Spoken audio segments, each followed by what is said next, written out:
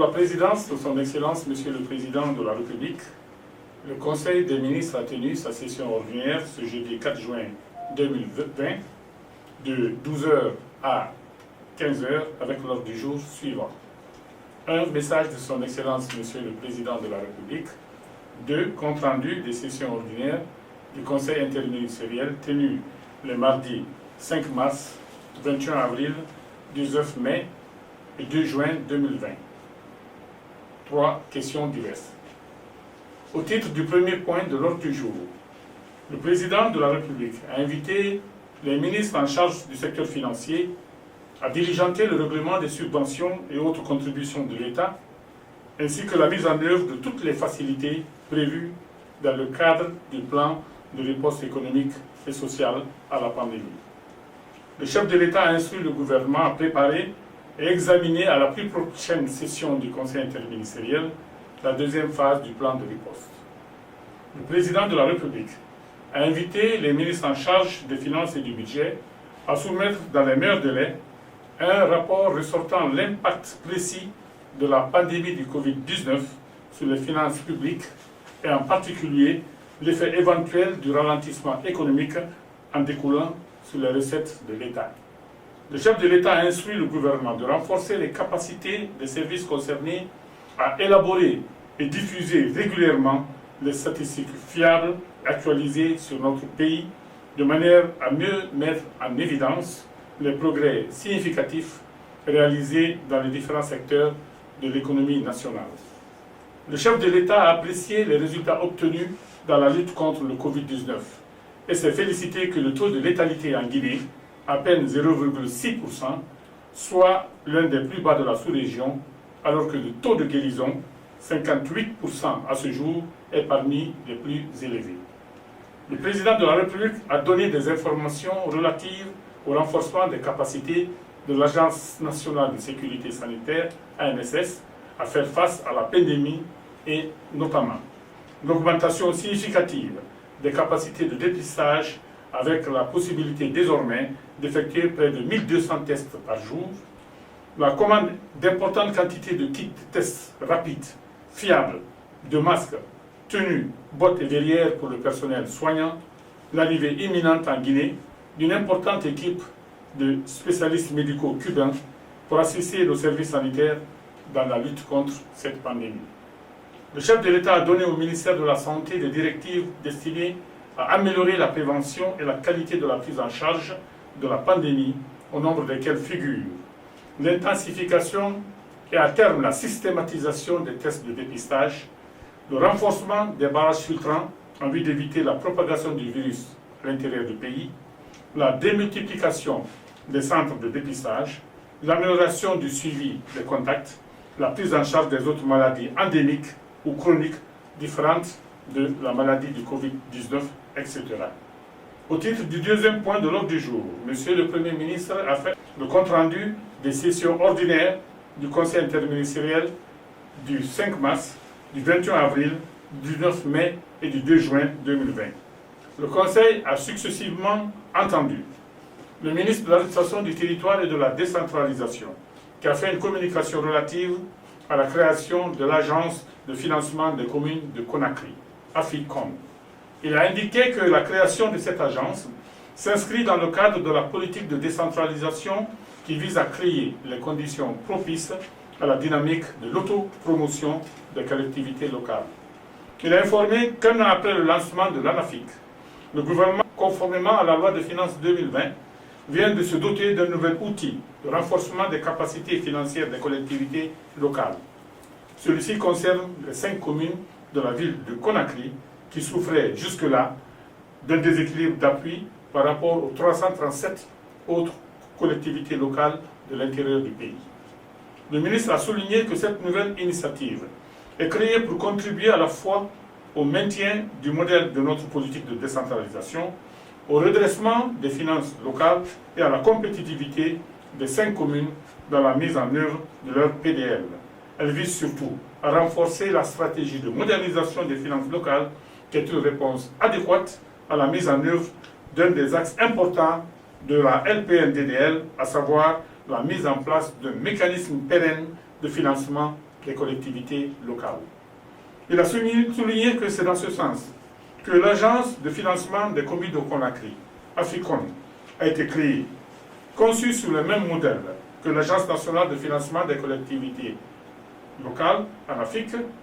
AFICON est doté d'un budget d'affectation spéciale, d'une part, ponction de 10% sur les recettes budgétaires provenant de la fiscalité douanière, du port autonome de Conakry, de l'aéroport de Conakry, des activités ou licences de pêche, de la contribution foncière unique CFU et d'un apport extérieur d'autre part. Il a précisé que l'AFICON a deux missions principales. Premièrement, la gestion du Fonds de développement des communes de Conakry, FODECON, et deuxièmement, le financement des programmes annuels d'investissement PAI dans chaque commune de la capitale. Il a aussi noté que les ressources de l'AFICON serviront chaque commune de Conakry à faire face aux besoins ci-après. 1. Assainissement de la ville de Conakry. 2. Aménagement et entretien des voiries, des gares routières et des marchés. 3. Aménagement d'espaces verts, de parkings et d'aires de jeu. 4. Pavage des rues. 5. La sécurité publique, police municipale. 6. L'amélioration de l'éclairage public. 7. La construction de toilettes publiques. 8. L'aménagement des débarcadères. 9. L'accompagnement des initiatives en faveur des femmes et des jeunes dans le cadre économique et l'amélioration de l'engagement citoyen. Au terme des débats, le Conseil, après avoir salué l'engagement du ministre de l'Administration du Territoire et des ministres économiques dans la mise en œuvre de cette nouvelle étape de la décentralisation, a adopté les textes de création de l'AFICON et encouragé à la mise en œuvre rapide de cet important projet. Le ministre de l'Industrie et des petites et moyennes entreprises qui a soumis pour examen le projet de décret portant statut de l'Agence d'aménagement et de gestion des parcs industriels, AGESPI. Il a rappelé que sa présentation se structure en deux parties. 1. L'intérêt du développement des parcs industriels comme outil efficace de stimulation de la croissance économique. 2. La structure du projet de statut. S'agissant du premier volet, il a souligné l'importance des parcs industriels dans les stratégies de développement des pays émergents et les a définis comme une communauté d'entreprises manufacturières et de services situées sur une propriété commune. Les entreprises membres cherchant à améliorer leurs performances sociales, économiques et environnementales par la collaboration dans la gestion des questions environnementales et des ressources.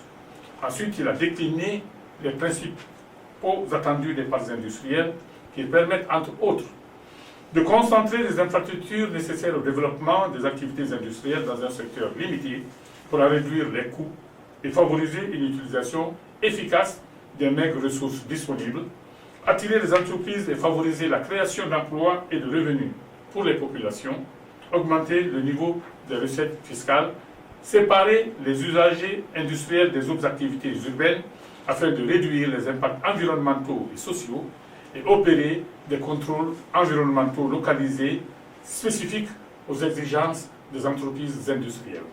Il a souligné que dans cette perspective, il était plus urgent de doter notre pays d'une agence d'aménagement et de gestion des parcs industriels, AGESPI, qui aura pour objet d'aménager, d'organiser, de gérer et de promouvoir à travers le pays des parcs industriels. Il a précisé que ce projet s'inscrit parfaitement dans la vision de Monsieur le Président de la République qui ambitionne de faire de la Guinée, à l'horizon 2040, un pays émergent. Aussi, il a précisé que le projet de décret soumis à l'examen du Conseil porte sur les statuts de cette agence qui ont été validés par le ministère de la Justice, le ministère de l'Économie et des Finances et intègre parfaitement leurs différentes contributions. Au terme des débats, le Conseil a adopté ce projet de décret. Le ministre en charge des investissements et du partenariat public-privé qui a présenté une communication relative à l'amélioration du climat des affaires en Guinée. Le ministre a justifié la nécessité de faire cette communication afin de rassurer les investisseurs dans cette période d'incertitude marquée par la pandémie du Covid-19. Il a abordé deux points essentiels de notre politique d'amélioration du climat des affaires, qui sont 1. L'éligibilité de la Guinée au programme Millennium Challenge Corporation, MCC, les avancées enregistrées et les difficultés rencontrées pour améliorer le score de notre pays. Le Doing Business de la Banque mondiale et le rapport pour 2021 a été soumis. Il est urgent d'accélérer le rythme des réformes pour atteindre l'objectif d'intégrer le top 100 d'ici 2022. Il a informé le Conseil qu'au terme de la dernière évaluation du MCC 2020, la Guinée a amélioré son score en passant de 3 à 7 indicateurs validés. Cette avancée a été le fruit d'un travail collectif et toutes les parties prenantes, y compris les membres du Conseil, ont été remerciés et encouragés à poursuivre les réformes pour améliorer la notation de notre pays, notamment pour les indicateurs suivants. La maîtrise de la corruption, qui est un facteur prépondérant dans la réussite du programme. L'amélioration de cet indicateur impactera le reste des indicateurs ainsi que la perception de la Guinée.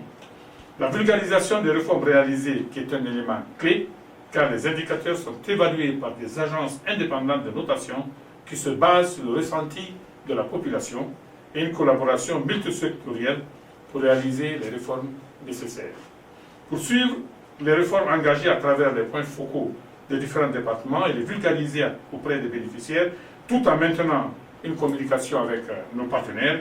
Il a informé qu'une cellule de coordination dédiée au programme a été mise en place au sein de son ministère. Cette cellule de coordination fait un suivi régulier avec les 18 agences de notation utilisées dans le cadre du MCC. C'est dans ce cadre qu'un plan d'action a été élaboré pour matérialiser ces différentes initiatives. Il a souligné que cette cellule bénéficie de l'appui technique de l'Institut Tony Blair. Il a soutenu qu'en plus de ces actions, son département maintient une communication mensuelle avec le représentant du Millennium Challenge Corporation aux États-Unis et l'ambassade de Guinée aux États-Unis, l'ambassade des États-Unis en Guinée, ainsi que les équipes de l'USAID en Guinée.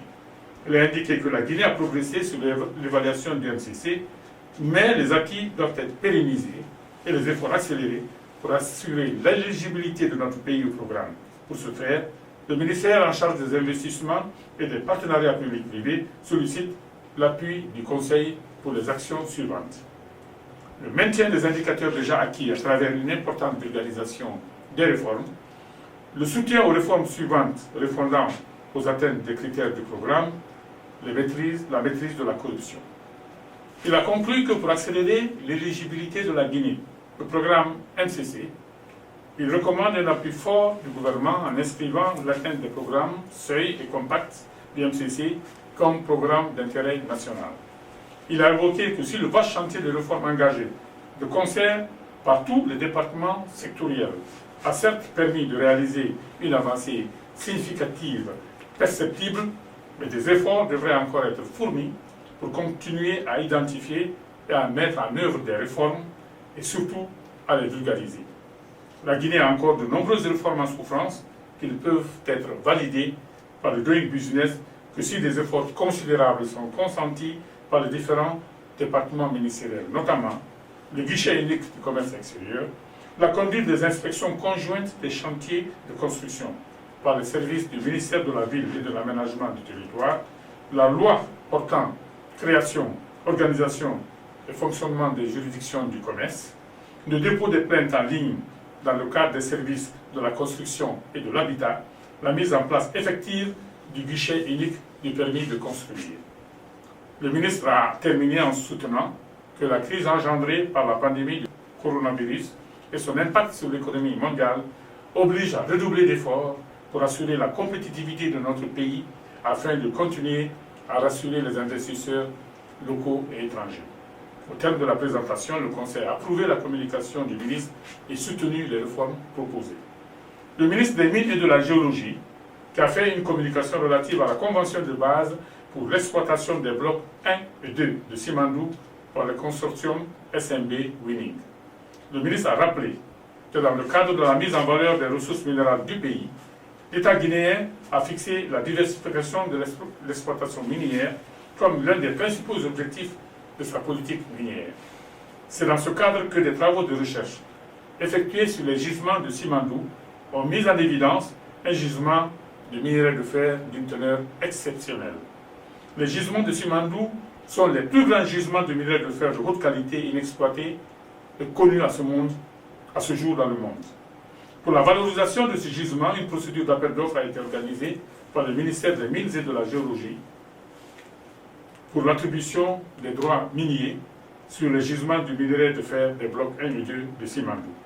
À la suite de cette procédure, le consortium SMB Winning a été déclaré adjudicataire provisoire le 12 novembre 2019. À la suite de l'adjudication provisoire, la négociation d'une convention minière a été engagée entre l'État et le consortium, conformément à la procédure prévue à cet effet. Le projet d'exploitation qui sera réalisé par le consortium SMB Winning au terme de cette convention de base est stratégique et ambitieux pour la République de Guinée. Il consiste dans le développement d'une chaîne de production intégrée de minerais de fer, la réalisation des infrastructures ferroviaires et portuaires, ainsi que la construction d'une aciérie à terme. Le consortium SMB Winning s'engage ainsi à construire un chemin de fer d'une longueur de 679 km, reliant la mine à un port en eau profonde d'une capacité finale de 80 millions de tonnes par an, situé à Matakan, dans la préfecture de Forcaria, sur les côtes guinéennes. Le doublement de la voie ferrée est prévu à partir de 2038. Le ministre a noté que cette convention de base est de façon globale conforme aux dispositions du Code minier, à l'exception de quelques dérogations qui ont été accordées à l'investisseur sur la base d'un modèle financier compte tenu de la nature intégrée du projet et du volume des investissements à réaliser. Enfin, il a précisé que ce projet est intégré avec un volet minier et un volet infrastructure qui fera l'objet d'une convention ferroviaire et d'une convention portuaire. Au titre des avantages socio-économiques du projet, le ministre a informé le Conseil que le projet porte sur un investissement global estimé à 14 milliards de dollars américains, comprenant un engagement d'investissement sur fonds propres de la société à hauteur de 6 milliards de dollars américains. L'État, dans la réalisation de ce projet, bénéficiera des avantages spécifiques à chaque étape de sa réalisation, notamment en termes d'emploi, d'achats locaux et de revenus. Sur la base des hypothèses retenues, il a déclaré que les revenus directs de l'État sont estimés à 15,5 milliards de dollars américains sur la durée de la convention qui est de 25 ans, tout en précisant qu'à ces estimations de revenus directs de l'État devraient s'ajouter tous les revenus et autres avantages liés aux activités économiques créées par le projet le long du corridor et au-delà. Concernant le chronogramme du projet, le consortium SMB Winning a adopté un chronogramme ambitieux et précis qui prévoit le démarrage immédiat des études et travaux de recherche afin de pouvoir soumettre à l'approbation de l'État une étude de faisabilité dans un délai de 30 mois. Les travaux de construction de la mine commenceront 6 mois plus tard et la première production commerciale sera atteinte dans un délai de 74 mois à compter de la date d'entrée en vigueur. Conformément à la politique de mutualisation des infrastructures connexes aux mines mise en place par l'État, le chemin de fer sera multi-utilisateur et multi-usager. Il pourra donc être utilisé par les autres opérateurs miniers de la région dans des conditions commerciales et techniques à convenir sous l'égide de l'État, ainsi que pour le transport de marchandises, de passagers, et ainsi le chemin de fer transguinéen désenclavera le pays et permettra l'évacuation des produits agricoles et le transport de passagers, ce qui favorisera la diversification de l'économie en faisant du secteur minier un catalyseur pour le développement des autres secteurs. En plus du projet commercial, le ministre a informé le Conseil de l'engagement du consortium à créer un corridor de croissance agricole le long de la voie ferrée à travers un investissement de 150 millions de dollars américains, ce qui s'inscrit dans la politique de l'État qui vise à créer un tissu économique local permettant de créer le développement à la base. En adhérant à la politique de l'État guinéen d'encouragement de la transformation sur place des ressources nationales, le consortium SMB Winning s'engage en outre à mobiliser en partenariat avec des opérateurs de renommée internationale à partir du 1er janvier 2036 un montant minimum d'1 milliard de dollars américains pour construire une aciérie avec une capacité annuelle de production de 500 000 tonnes par an. Le consortium s'engage à respecter les dispositions du Code minier relatives à la promotion du contenu local, en plus de l'emploi, en priorité de la main-d'œuvre nationale. Ainsi, le consortium SMB Winning s'engage à ce que le pourcentage de marché accordé aux PME, PMI guinéennes soit d'au moins 25% pendant la phase de recherche, 35% pendant la phase de construction, 25% pendant les 5 premières années d'exploitation, 35% entre la 6e et la 10e année, 40% entre la 11e et la 15e année, 45% entre la 16e et la 20e année et 50% par la suite. Par ailleurs, le consortium SNB Winning paiera une compensation financière à l'État d'un montant de 100 millions de dollars américains sur la base d'un calendrier prévoyant 50% dès l'adoption de toutes les conventions, 25% une année plus tard et 25% au terme de la deuxième année. Le ministre a présenté les principales dispositions de la convention de base portant sur le droit applicable et la stabilisation fiscale et douanière sur la durée de la convention, 25 ans, le régime fiscal et douanier, la participation de l'État qui est de 15% pour la part non contributive et non diluable, avec une option d'achat de 20% supplémentaire, les garanties contre le retard ou le défaut de mise en œuvre du projet, notamment pour le commencement de la construction et la date de la première production commerciale. Ces dispositions portant sur des garanties juridiques, des pénalités et le retrait du titre minier. Enfin, le ministre a précisé que les dispositions relatives à l'environnement, à l'emploi, aux tiers, aux communautés locales, à la sécurité, à l'hygiène, à la santé, à la transparence et à l'anticorruption sont conformes aux droits applicables en vigueur en République de Guinée, notamment le code minier, le code de l'environnement, etc. Au cours des débats, les informations essentielles ont porté sur la nécessité de veiller à ce que l'État ait les garanties donnant le confort suffisant pour éviter tout retard dans la mise en exploitation du gisement et que la production soit exclusivement transportée par le chemin de fer de la mine à la côte guinéenne, transguinéenne. Au terme des débats, le Conseil a adopté la convention de base pour l'exploitation des gisements de minerais de fer de Simandou 1 et 2 par le consortium SNB Winning et autorisé la signature par le ministre des Mines et de la Géologie de cette convention. Au titre des questions diverses, Monsieur le Président de la République a adressé ses condoléances les plus attristées aux membres du gouvernement pour la perte énorme subie par le décès du ministre secrétaire général du gouvernement. Il a rappelé qu'il était sans aucun doute le meilleur d'entre nous d'un point de vue social et politique pour sa loyauté clairement affichée tout au long de son parcours administratif et politique. Un tel parcours méritait l'honneur de la nation et des obsèques nationales n'eût été la survenance de cette grave crise sanitaire traversée par notre pays. Le Conseil a exprimé ses condoléances émues à Monsieur le Président de la République pour la perte douloureuse de son frère, rappelé à Dieu et prié pour le repos de son âme. Avant de lever la séance, Monsieur le Président de la République a donné de larges informations sur la situation nationale, africaine et internationale. Le Conseil des ministres.